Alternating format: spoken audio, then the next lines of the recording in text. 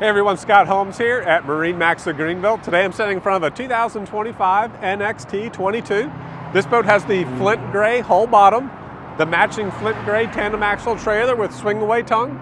It's got the anodized black watersports tower with bimini top, swivel self-clamping board racks, and tower speakers. Come around to the back, let me show you some more features. Here on the swim platform we have the black sea deck, we have the underwater exhaust, underwater lights, and our Surf Star system. This boat does have the transom walkthrough, which I like a lot, and a nice step entry into the boat. Let's go inside and take a better look.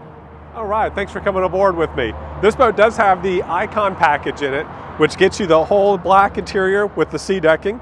It gets you the black full tower, the black speakers, and the black racks. This boat also has the flint gray cool feel interior, bow cup holders and speakers. You have the folding air dam door with center walk-through windshield.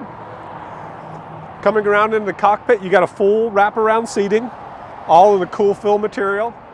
Check out the board racks on this boat. They swivel quick, tension adjusting latches. The tower will fold quickly. The bimini top opens up fast with only one hinge point.